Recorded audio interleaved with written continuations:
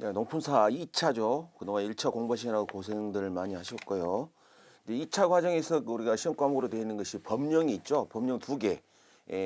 농수산 품질관리법하고 농산물 원산지 표시에 관한 법률이 있죠. 법률 두 개가 있고 그다음에 이제 수화구 품질관리론도 나오고 법령에서 이제 파생된 거지만 표준규격이 있죠. 특히 표준규격 중에서 등급 판정하는 같은 등급 판정이 우리 당락을 결정하는 굉장히 중요한 문제잖아요.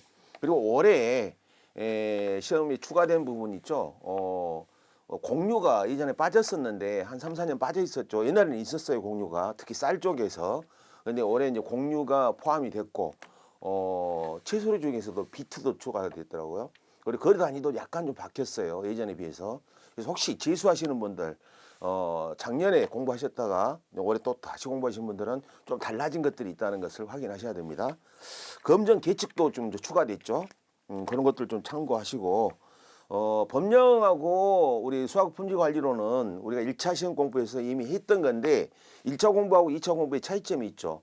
1차는 이제 객관식 위주로 공부를 했던 게 주로 이해를 하고 외우지는 잘 않잖아요. 뭐 외울 것들이 있으면 외우기는 외웁니다만은. 근데 2차 쪽에 오게 되면은 주관식 또는 단답형, 짧은 서술형 이런 식의 시험 문제가 나오기 때문에 공부 방법론을 약간 바꿔줘야 됩니다. 어떤 식으로 바꾸냐면은 예상 Q&A가 질문 자체가 단답형으로 유도를 한다라고 생각을 하고 일단 공부를 하시고 이제 서술형이 가끔 나오긴 합니다만은 서술형에 있어 길게 문장을 쓰는 것은 아니에요. 그 키워드를 따지게 되면은 단답형 키워드에 있어 좀 확장되는 정도 이 정도를 생각하시면 됩니다. 이미 여러분들이 공부를 하셨던 부분이기 때문에 여러분들 교재에 첫 번째 총칙부터 들어와 있죠. 총칙에서 목적이 있는데 이 목적은 1차 시험에서는 거의 뭐 2년에 한 번 또는 3년에 한 번씩 목적에 대한 시험 문제가 객관식으로 출제는 됐지만은 2차에 와서는 거의 뭐 출제될 가능성이 그리 많지는 않아요. 그래도 혹시는 또 모르니까 빈칸치기 문제가 나오거든요. 그래서 시험 문제 유형을 한번 따져보면은 시험 문제 유형 단답형으로 나누는데 단답형에서 질문에 의한 단답형도 있을 수 있죠. 여기는 또 빈칸 채우기 단답형이 주로 출제가 됩니다. 그래서 빈칸 하나당 1점씩 부여하는 형태가 되겠거든요. 빈칸이 3개다 그러면 3점이 부여되는 그런 형태로 되어 있죠. 단답형과 마찬가지예요. 한 개를 물어본다면 1점인데 1점짜리 시험 문제는 없고 보통 2개 내지 3개 많으면 5개까지 물어봅니다. 그러면은 그 개수에 따라서 점수가 부여됩니다. 그래서 1점, 2점, 3점, 4점 1점짜리 시험 문제는 없죠. 자, 품질관리법의 목적에서 적절한 품질 관리를 통하여 자, 우리 그 법률 시험 법률 제목 자체가 농수산 품질관리법이잖아요. 그래서 적절한 품질 관리를 통해서 우리가 GAP 제도라든가 안전성 관리 제도 나왔던 안전성 관리를 하죠. 그래서 안전성을 확보를 하고 그다음에 상품성을 향상을 하죠. 상품성을 향상하는 것 중에 우리가 포장 파트, 수송 이런 것들도 공부를 하지만은 우리 강론에서 배웠던 것들 중에 표준 규격을 또 공부를 하잖아요. 상품성을 향상하고 그다음에 이 제품들이 결과적으로 어디로 흘러 들어갑니까? 도매 시장으로 들어가잖아요. 뭐 도매 시장에서는 샘플 또는 뭐 전체에 대해서 이제 경매 가격에 매기지도 합니다만은 전체 물건의 일부를 뽑아 가지고 경매 호가를 하죠. 경매사가. 그래서 공정하고 투명한 거래를 유도할 목적으로 이 농산물 품질관리법이 제정이 돼 있다. 결과적으로 궁극적으로는 생산자의 소득 증대도 있겠죠. 농업인의 소득 증대도 있겠지만은 결과적으로는 또 안전한 그 상품 또는 믿을 수 있는 상품, 신뢰성 있는 상품들을 공급받는 소비자 입장에서도 소비자 보호가 목적이 되겠죠. 그래서 이 목적은 시험 문제 자주 나오진 않지만은 1차 때 여러분들이 공부했던 것과 똑같이 이 목적을 줄줄줄줄 이렇게 쓸 수 있는 빈칸치기로 나오면 쓸 수 있어야 돼요. 적절한 품질 관리를 통해서 안전성을 확보를 하고 품질 향상을 도모를 하고 상품성 향상이죠. 상품성 향상을 통해서 공정과 투명한 거래를 유도한다. 이게 이제 우리 농안법에서도 배웠잖아요. 그리고 소득 증대, 농업인 성득자, 소비자 보호까지 목적을 합니다. 농산물이 정의가 있죠. 농산물 정의와 관련된 법률이 하나 있는데 농업, 농촌 및 식품산업기능법이라고 해서 여러분들이 만약에 귀촌을 하게 된다 했을 때 가장 기본법이 되는 게 이 법이에요. 귀농 귀촌을 하잖아요. 귀농 귀촌자들한테 뭐 지원금 나오고 보조금 나오고 지원되는 그런 여러 가지 제도들이 있죠. 자격 요건들 이런 것들 그게 나오는 기본법이 농업, 농촌 및 식품산업 기본법입니다. 여기에 농산물 정의가 있더라 하는 얘기죠. 자, 생산자 단체가 또 시험 문제 나올 수 있는데 생산자 단체의 종류죠. 생산자 단체. 생산자 단체 우리가 그 법률상 지원금이 지원되잖아요. 지원금이 나가는 기준인데 생산자 단체로 될 수 있는 거 1차 때 시험 문제에서 공부를 하셨을 겁니다. 농조, 산조, 농조는 뭐예요? 농협협동조합이죠. 농업협동조합의 조합 및 중앙회까지도 포함해서 농조라고 그러죠. 농조, 산조, 산림조합법이죠. 산림조합 조합 및 중앙회. 그다음에 수산업협동조합만 돼 있고 수산업협동조합의 지혜, 지구라고 그러죠. 지구. 지금 여기는 포함이 안 돼 있어요. 여변초, 조합 및 수산업협동조합, 여변초 생산연도에 그 중앙이니까 결국 조합도 포함된다고 봐야 되겠죠. 그래서 쉽게 편견하면 얘기하면은 이걸 쓰라고 한다. 생산단체에 포함되는 단체 이름 5개를 쓰시오. 이런 식의 시문제를 우리 가상을 할 수는 있잖아요. 그래서 농조 중앙회, 산조 중앙회, 수조 중앙회, 그다음에 여변초 중앙회 이렇게 들어갑니다. 그다음에 이게 농조, 산조, 수조, 그래서 여변초까지 해서 조합하고 중앙위가 포함이 되는데 플러스 알파가 있죠. 플러스 알파로 조합법인 있고 회사법인 있어요. 그래서 농업조합법인, 농업회사법인. 그래서 조합법인하고 이건 좀 외워두실 필요가 있습니다. 회사법인이 있습니다. 여기 회사법인과 농업조합법인 이제 구체적인 구조 어떻게 결성이 되는가, 어떻게 법인 등록이 되는가 하는 것은 우리가 알 필요는 없어요. 이게 있다는 것만 아시면 되고 마지막으로 5인 이상 농산물에 대해서 공동 생산, 공동 수출, 공동 판매, 보험, 가공 이런 걸 목적으로 해서 농업인 5명 이상 이 결성을 하는데 결성을 할 때 법인격을 갖춰야 돼요.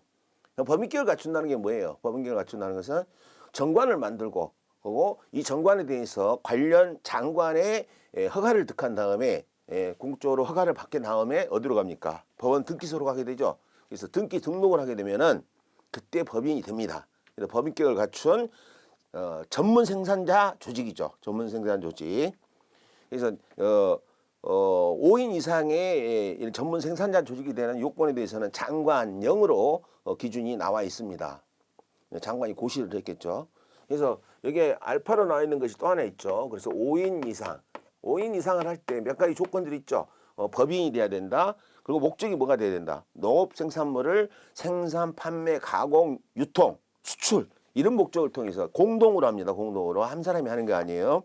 그래서 공동 생산, 공동 판매, 가공, 수출 생산해서 하겠죠.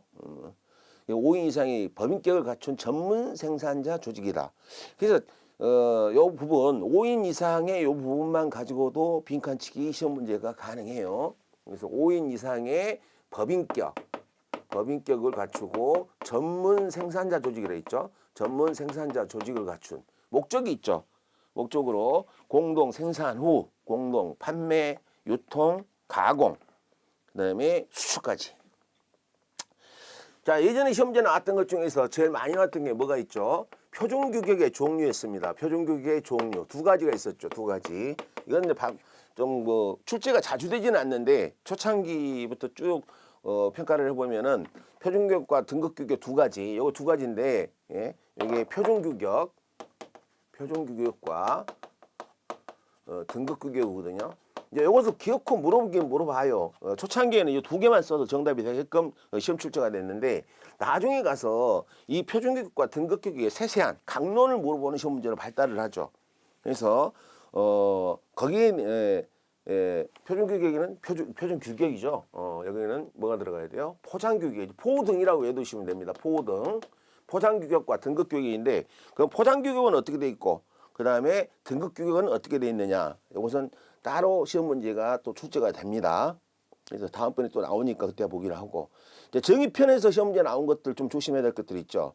유전자 변형 농산물에서는 인공적으로 유전자를 분리 또는 제조했다. 이거 기억을 하시고 물류 표준화는 시험 문제 한 2-3번 나왔어요. 나왔기 때문에 이것도 또 나올 수 있다고 봐야 돼요. 운송, 보관, 하역, 포장.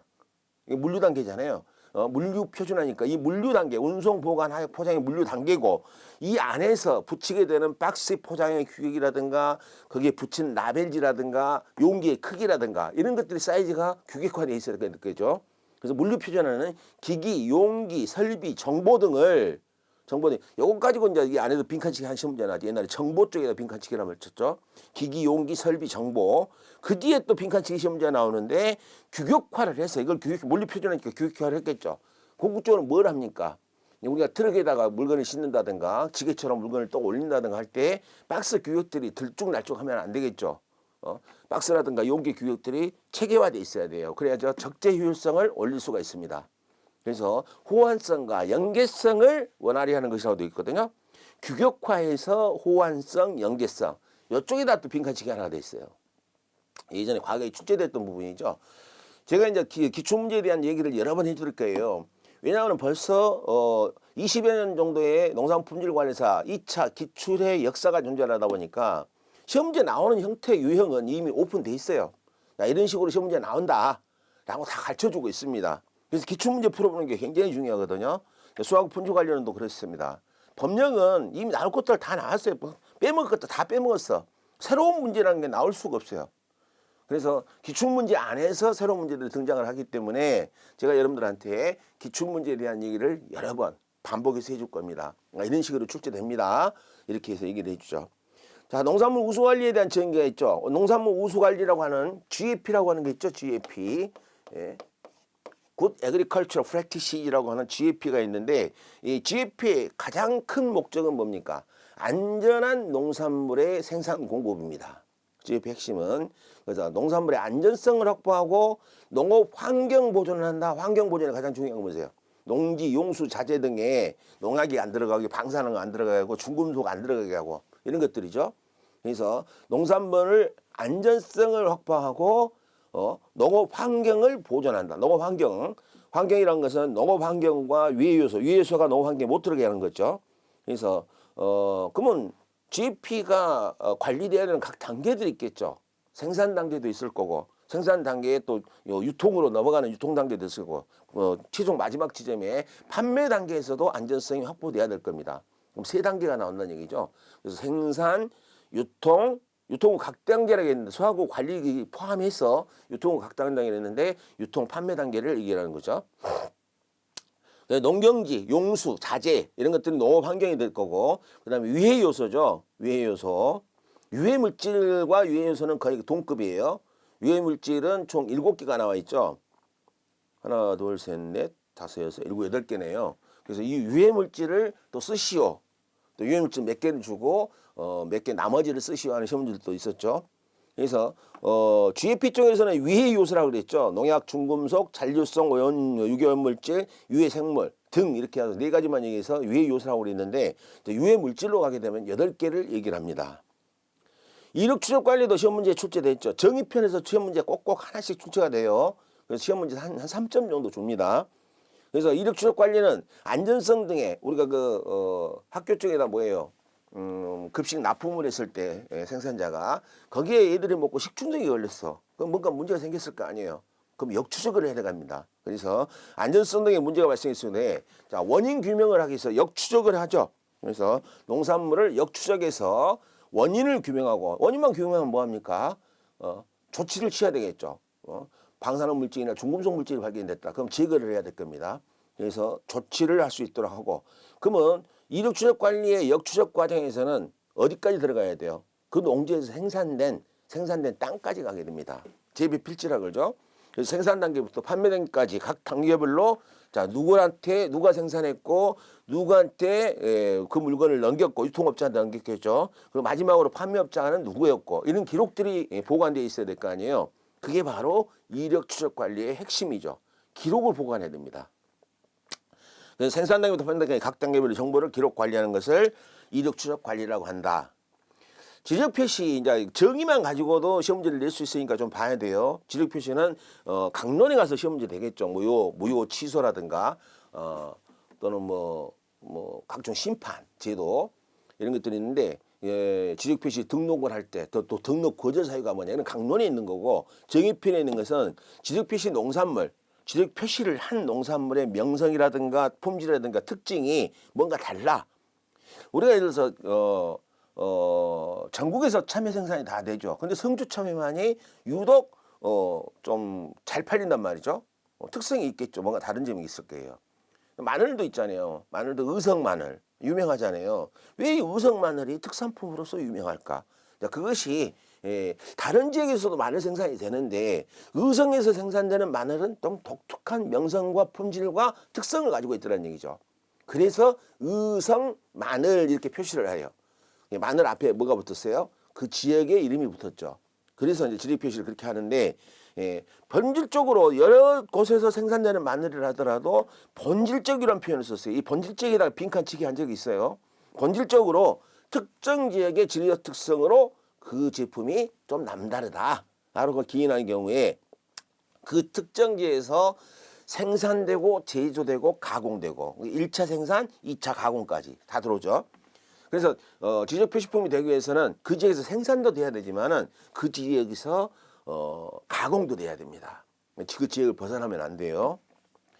자, 동음이어 지리적 표시. 동음이어 지리적 표시 이름은 같은데 생산 지역이 다르다는 얘기죠. 뭐 전국적인 경우는 우리 그 마산이라든가 산자 들어간 이름들 많이 있잖아요. 경상남도 마산이 있지만은 전라도 가면은 마산면이라는 곳, 해남군 마산면이 있어요. 마산 지역이 있어요. 전라남도 광주광역시에 광주가 있죠. 우리 토마토 하기 되면 제일 유명한 데가 어디예요? 광주 토마토라고 알죠. 근데 이 광주 토마토는 전라도 광주 토마토가 아니고 경기도 광주 토마토가 유명합니다. 지역표시 등록은 경기도 광주 것이 돼 있죠. 그래서 이렇게 이름은 같은데 생산 지역이 다른 것이 있어요. 이걸 갖다가 동음 이의어라고 얘기합니다. 지적 표시권 지식재산권이죠. 지식재산권은 내가 독보적으로 독점적으로 사용한다. 이 독점적으로 사용한다는 표현을 타인이 사용할 수 없게 한다는 뜻으로 해서 배타적 권리라고 얘기합니다. 그래서 배타적으로 나만 사용할 수 있는 권리를 지적 표시권이라고 하죠. 지식재산권이라고 그러죠. 유해물질 8개 기억을 하십시오. 농약, 중금속, 항생물질, 잔류성 유기온 물질, 병원성 미생물, 곰팡이 독소, 방사능 물질, 유독성 물질 이렇게까지 8개가 나와 있는데 이 8개 중에서 한두 개를 쓰라 하는 시험 문제가 등장할 수가 있습니다. 농산가공품이란 가공을 했으니까 원료가 있었겠죠. 그래서 농산물을 원료로 해서 또 농산물을 재료로 해서 가공한 제품이 농산가공품입니다. 그 다음에 GAP가 있고 이건 이제 정의평 등등의 정의평이 있잖아요. 정의편에서 1문제가 출제되는 그 어떤 흐름이 있어요. 유형이 있습니다. 패턴이 있어요. 패턴. 그래서 정의편에서 우리가 1차 시험 때도 정의편 공부를 했지만은 2차 시험 때도 이 정의편을 놓치시면 안 됩니다. 특히 빈칸치기 시험 문제가 잘 나와요. 그다음에 이제 심의회가 있죠. 심의회. 우리 이제 지적 표시와 관련되어 있는 지적 표시 등록 심의회라고 하는 독특한 심의회가 하나 있는데, 자, 본회의가 있어요. 본회의가 있는 게 뭐냐면 농수산물 품질관리 심의회라는 본회의가 있습니다. 이 본회의 밑에는 3개의 분과위원회가 있어요. 그 중에서 제일 중요한 것이 뭐죠? 지적 표시 등록 심의 분과위원회. 이게 의무적으로 무조건 설치돼야 되는 분과위원회고 대통령 영해에서 설치될 수 있는 게 2가지가 더 있어요.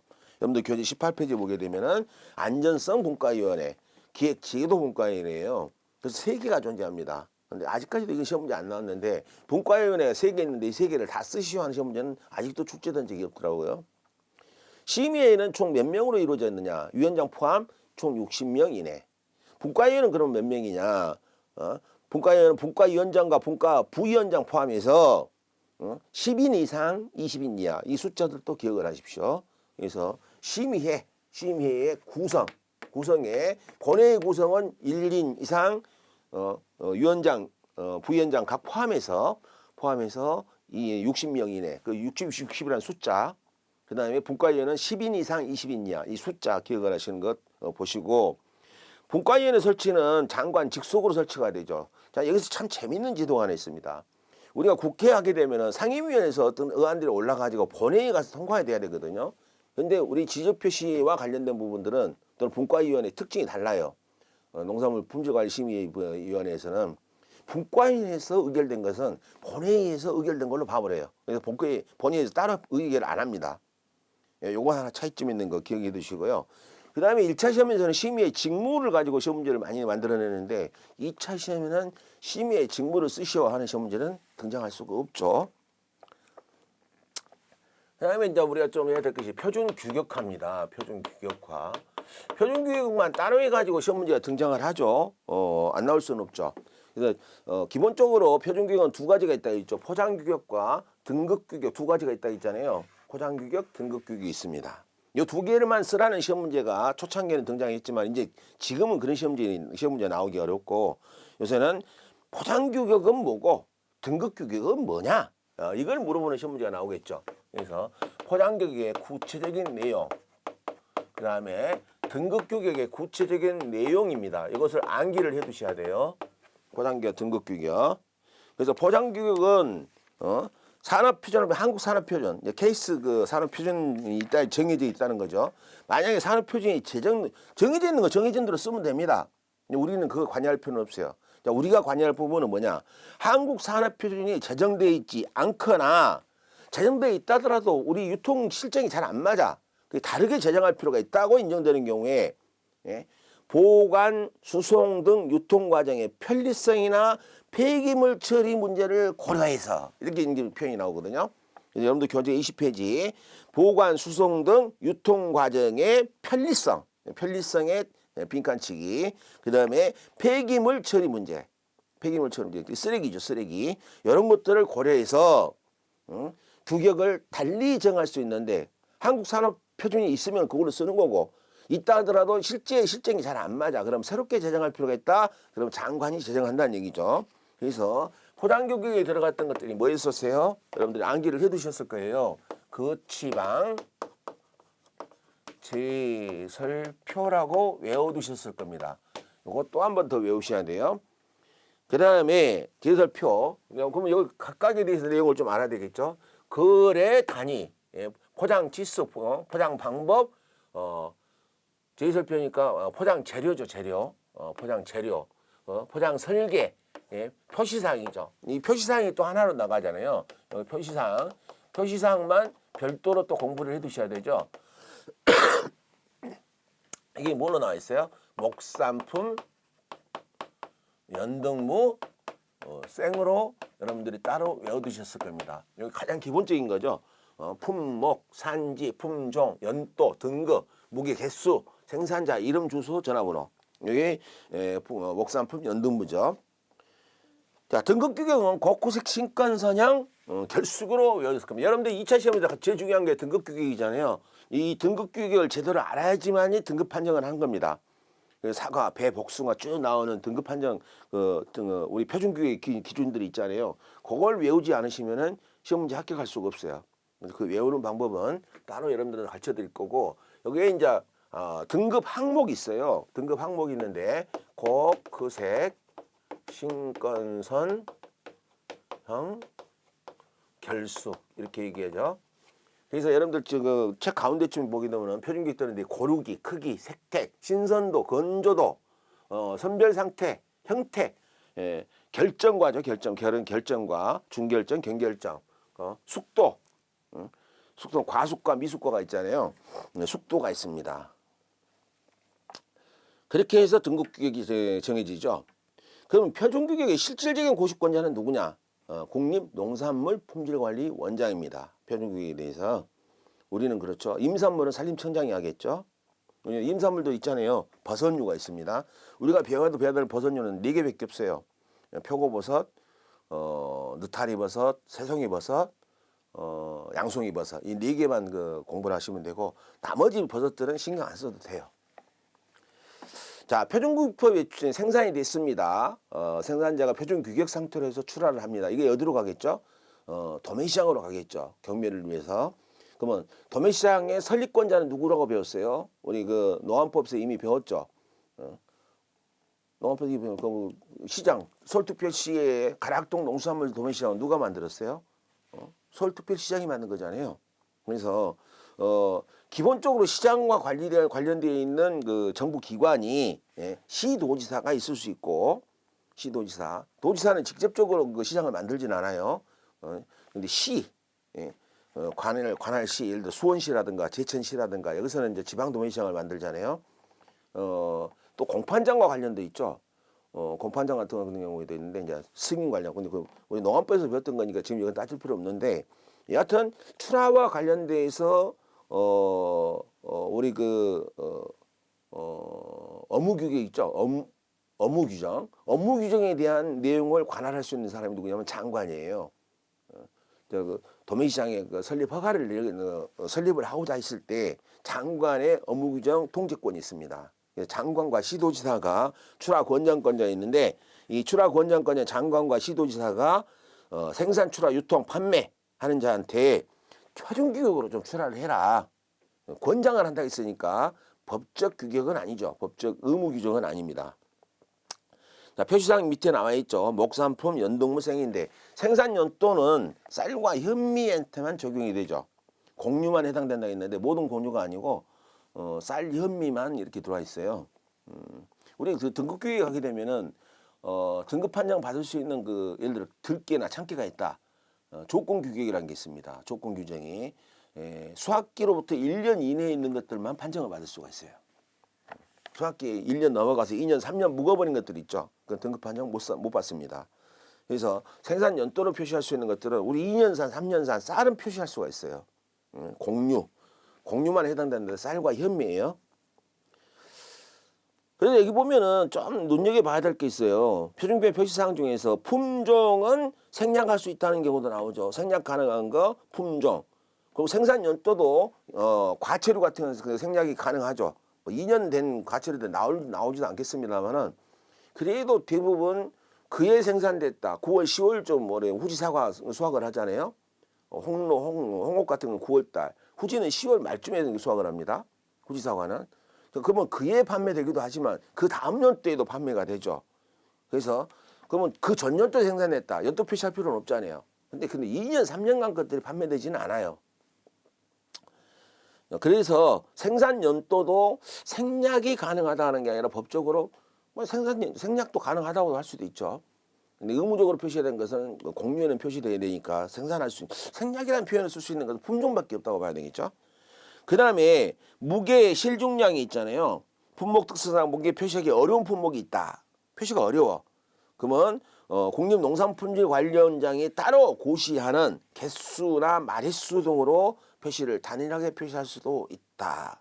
이게 무게나 실중량을 반드시 표시하는 것은 아니다. 개수, 마리수로 표시할 수도 있다. 그런 부분이 나왔고요.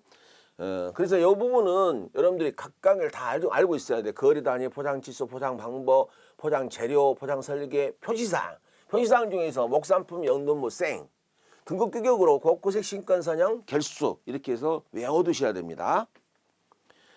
자, 농산물 우수관리입니다. 우수관리, GAP 관리죠. 우리 이미 배웠던 것들이기 때문에 좀 부담은 좀 덜 할 거예요. 다시 한번 정리만 해두는 형태로 합니다.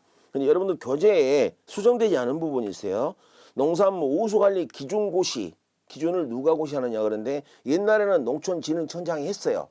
근데 이게 법 개정이 되면서 농촌진흥청장이 아니고 국립농산물품질관리원장한테 업무가 위탁되는 위임이죠. 위임되는 업무가 해당 기관이 바뀌었습니다. 근데 우리 교재에 보니까 제가 교정한다고 했는데 이 부분 놓쳤네요. 그래서 여러분들 수정해 주시기 바랍니다. 농촌진흥청장한테 위임한 게 아니고 국립농산물품질관리원장한테 위임한다. 이렇게 돼 있어요. 자, 인증기관의 우수관리 인증이 있죠. 예전에는 인증기관도 있었고 국립농산품질관리원에서도 이 GAP 우수관리 인증을 두 군데서 했어요. 옛날에는. 근데 지금은 한 군데서 합니다. 그래서 여러분들이 이 자격증을 합격하게 되면 갈 수 있는 곳이 바로 이곳이죠. 인증기관이에요. 인증기관은 심사원을 상근직 2명을 둬야 되고 상근, 비상근 포함해서 5명 이상의 심사원을 둬야 되거든요. 그래서 여러분들 심사원으로 나갈 수가 있어요. 우수관리 기준에 따라 생산 관리하는 농산물 인증기관으로부터 받으라고 되어 있죠. 그래서 국가기관으로부터 받는 건 아니에요. 그래서 인증을 받고 싶다. 농산물의 인증, GAP 인증을 받고 싶으면 누구한테 가야 된다? 전국에 다 있어요. 한 60개 인증기관이 있죠. 전국에. 주로 대학교 산학협력기관 쪽에 가면은 다 있습니다. 모든 대학교 다 있다는 뜻 아니에요. 국립대학교는 다 있어요. 인증을 신청할 수 있다 했는데 인증 신청할 수 없는 케이스가 있죠. 인증 신청할 수 없는 1년, 취소 후 1년, 벌금형 확정 후 1년. 벌금형 확정이요. 확정이라는 것은 1심이 있고 2심이 있고 3심이 있으니까 언제 확정될지는 모르죠. 벌금에 대해서 내가 벌금이 확정됐다는 얘기는 예를 들어 1심 선고가 떨어졌어요. 벌금이. 그런데 내가 2심 상고를 상고가 아니죠. 2심에 불복을 안 해버리고 확정이 돼버린 거죠. 벌금 확정된 날로부터 1년이에요. 취소 후 1년, 확정 후 1년 이렇게 해서 이런 사람들이 신청할 수 없는 걸로 돼 있고, 그럼 신청자한테 기본적으로 심사를 해야 되는데, 자 순서를 좀 GFP 신청 다음에는 뭘 할까요? 심사를 하겠죠. 자 심사에서 원칙은 서류 심사입니다. 근데 현지 심사를 할 수 있다고 돼 있어요. 현지 심사를. 그러면 이게 현지 심사가 원칙이냐? 원칙이 아니에요. 이것은 예외적으로 하는 거예요. 현지 심사에 심사반을 보내게 되는데 심사반에 3종이 존재를 하죠. 그래서 인증기관 소속 심사원이 있고, 그리고 시도 쪽에서 시도 또 국립농산품질관리원에도 공무원이 있죠. 시도 공무원, 그리고 말단 공무원들이 있어요. 시장 군수 구청에 근무하는 공무원들이 있어요. 이쪽에 농산품질과 관련되어 있는 사람들이 심사원으로 나갈 수가 있어요. 국가기관의 공무원이 두 번째 종이죠. 세 번째는 뭐가 있어요? 세 번째는 민간 전문가도 가능하답니다. 민간 전문가도 심사반을 구성해서 심사를 할 수 있다. 그런 얘기고, 근데 심사에 통과하게 되면 GFP 인증서라는 것이 나오겠죠. 인증서. 그 다음에 이제 우수관리 인증을 줬던 인증기관이 있어요. 여러분들이 이제 취직할 곳이라겠죠. 인증기관이 인증서를 발급을 해줬습니다. 그러면 발급해주고 일 다 끝났을까요? 그렇지는 않겠죠. 발급한 이후에도 감독을 해야 될 거 아니야. 그래서 조사 점검이라는 게 여러분들 교재 23페이지에 나와 있죠.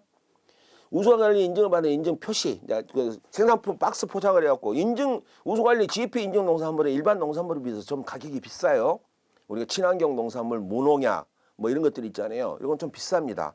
그러니까 GFP 농산물 표시를 해줘야 될 거 아니에요. 그래서 소비자들이 먹을 때 이것은 안전한 농산물이구나 믿고 사겠죠. 가격 좀 더 줘도 돈을 좀 더 투자를 해도 아깝지가 않을 거 아니에요.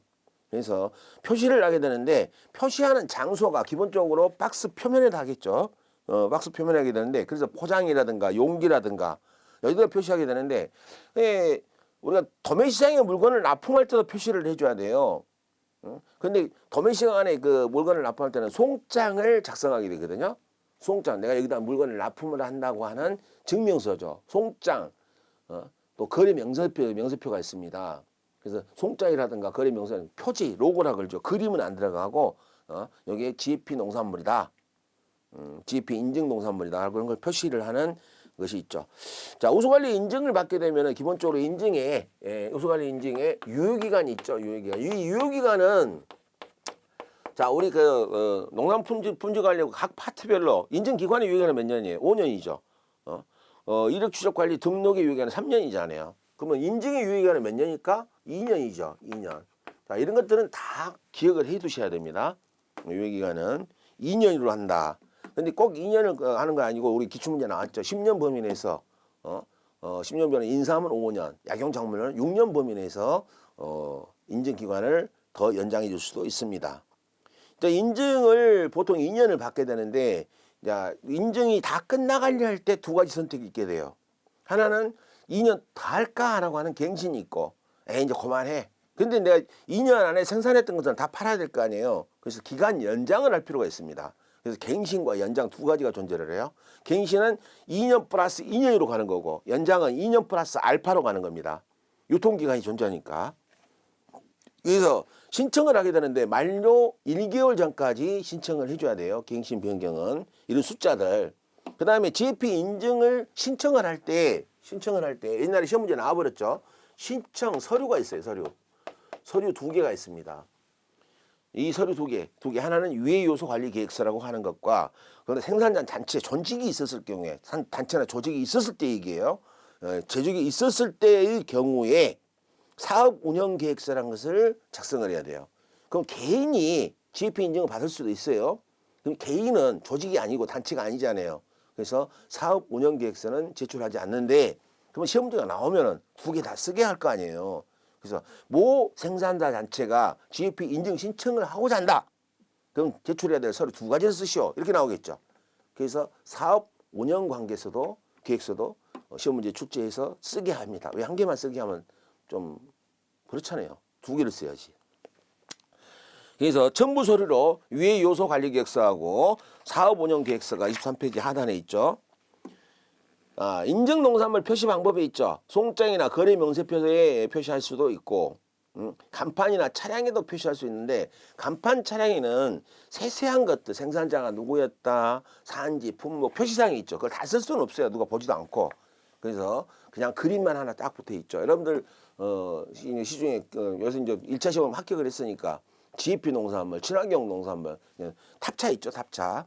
1톤 탑차들 뭐 이런 차타의 옆에 뒤나 앞 옆면에다가 이 로고 표시 GAP라고 하는 로고 표시 있는 것을 눈여겨 본 적이 있을 거예요. 직업병이 있어가지고 공부하다 보면 그런 것도 보여요. 기간 갱신 연장을 하게 되면 만료되기 1개월이죠. 근데 이제 공무원들은 하는 일이 있습니다. 자, 기간이 인증기관이니까 공무원은 아니죠. 기간이 만료되려고 하면은 1+1이 등장을 합니다. 1개월 플러스 1개월이요. 그럼 2개월 이내에 뭔 연락이 와. 팩스가 됐든 문자가 됐든 메일이 됐든 우편물이 됐든 연락이 옵니다.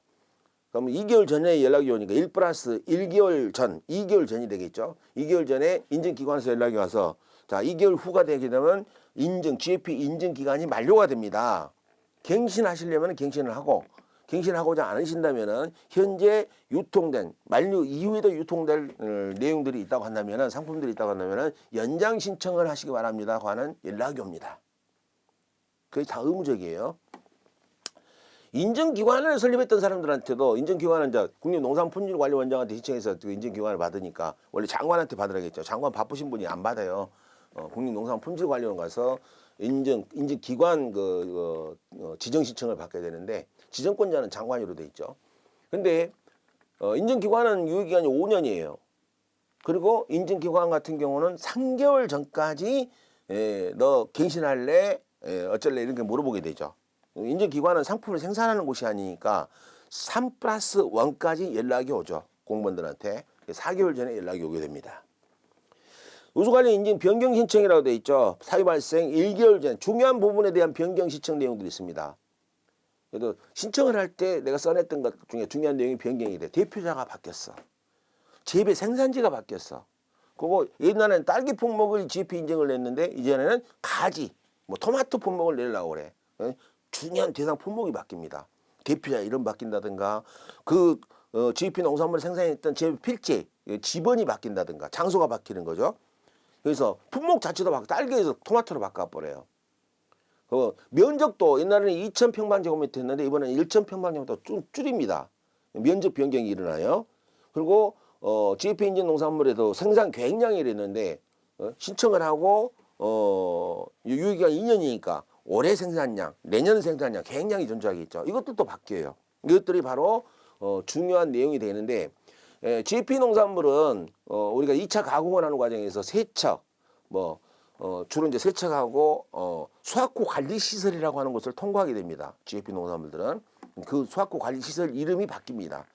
계약을 다른 사람하고 했다는 얘기죠. 이런 것들이 바뀌게 되면은 사유가 발생하기 전이에요. 미리서 1개월 전에 미리 중요 사항에 대한 변경 승인을 받으라 하는 얘기죠. 그래서 여기 시험 문제거리가 있죠. 변경 승인을 받아야 될 거 보기로 쫙 줍니다. 박스 안에서 줘요. 다음 중 A라고 하는 농업인이 GAP 인증을 받아서 생산을 하고 있는데 다음 중 변경 승인을 반드시 받아야 되는 것을 골라서 쓰시오. 이런 시험 문제가 등장을 하죠. 인증 취소 사유가 있죠. 취소 사유는 대표적인 취소란 말이야. 인증 자체를 거짓 부정한 마음으로 취득했다. 그 다음에 이제 예전에는 반드시 해야 된다고 아니었는데 지금은 그렇게 나오죠. 전업 폐업으로 해서 더 이상 GAP 인증 생산물이 안 나와. 그것도 역시 취소를 합니다.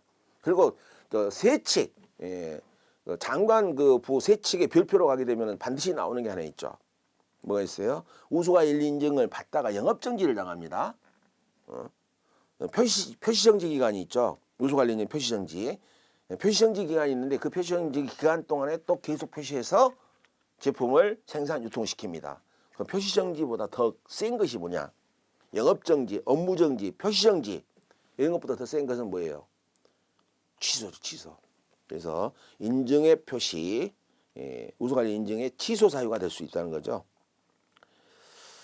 근데 우수관리 인증 기관은 공적 기관이 아니에요. 공무원들이 아니에요.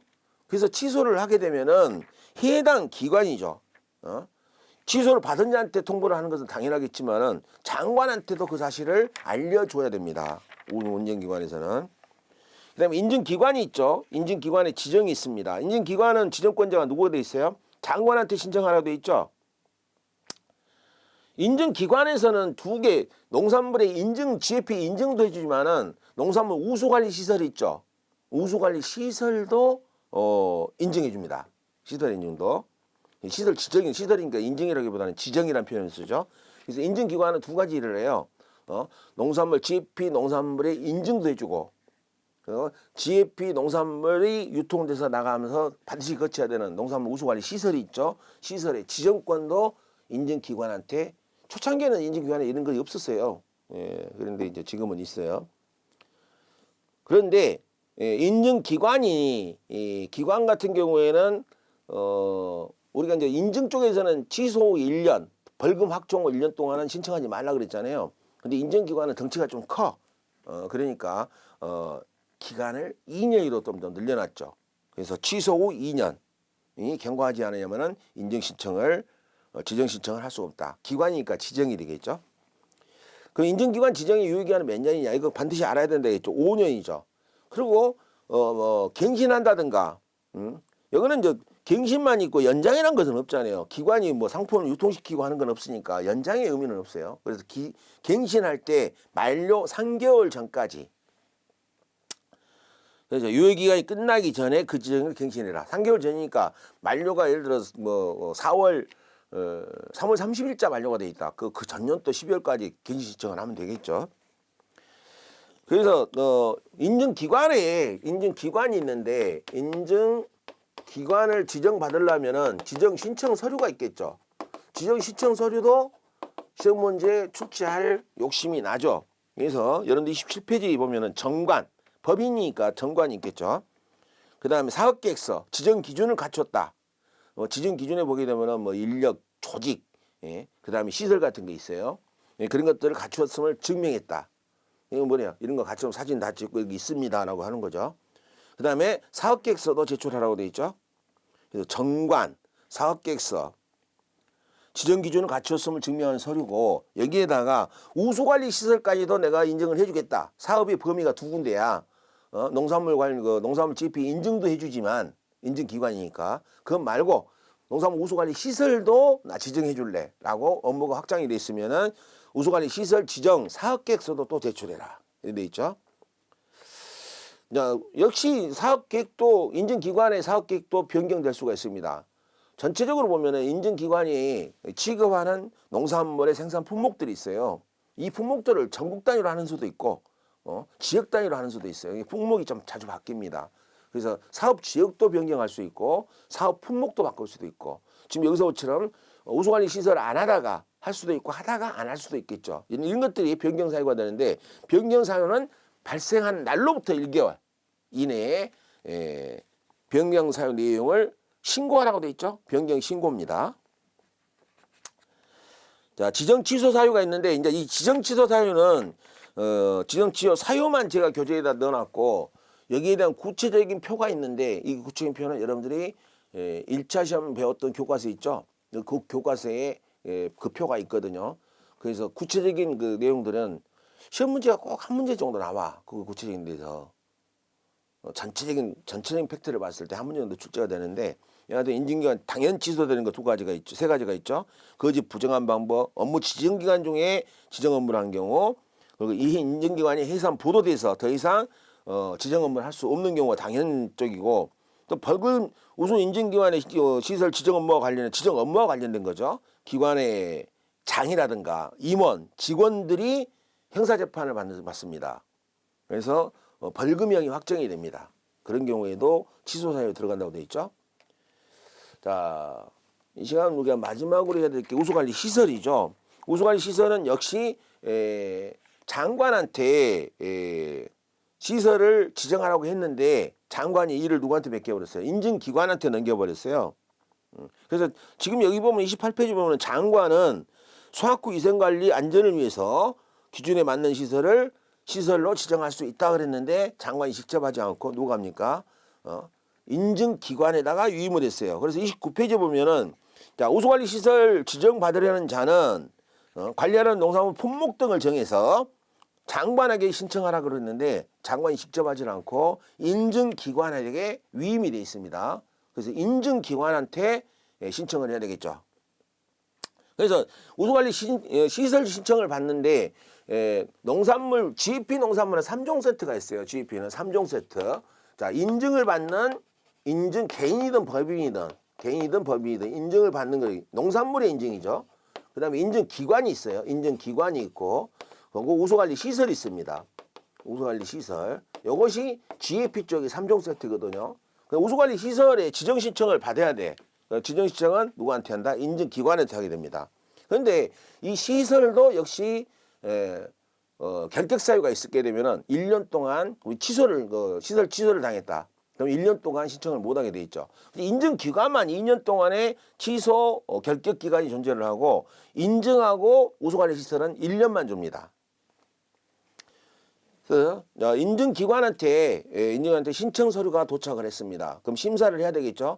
자, 우리 행정적인 그 개념에서 서류가 도착하게 되면은 담당 직원이 서류를 접수를 하죠. 이 접수라고 하는 것이 행정용어예요. 그래서 수리 여부를 확정해. 그 수리를 했다 받아줬다는 얘기 아닙니까? 수리를 거절하는 경우도 있어요. 그래서 여기 보면 우수관리 지정 신청 변경 신고를 받은 경우에 접수를 하게 되는데 여기에 시험 문제가 하나 등장할 것이 있습니다. 수리 여부는 변경 신고를 받은 날부터 10일 이내에 통지를 하도록 의무화되어 있어요. 10일 이내에 통지를 해줘야 됩니다. 인증기관도 그걸 당연히 지켜야 돼요. 근데 10일이 지났음에도 불구하고 수리를 했다 안 했다 아무 이야기가 없어.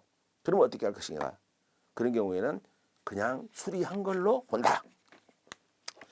지정유예기간이 우리 우수관리 시설도 돈 많이 들어서 합니다. 우수관리 시설은 그게 각종 공장들이 세척장, 거기에 뭐 본 선별장, 포장장 굉장히 많은 시설들이 있어요. 인력 가지고 장사 못합니다. 우수관리 시설은 최소한 10억 이상이 들어갈 거예요. 아마 100억대 사업장들도 있고.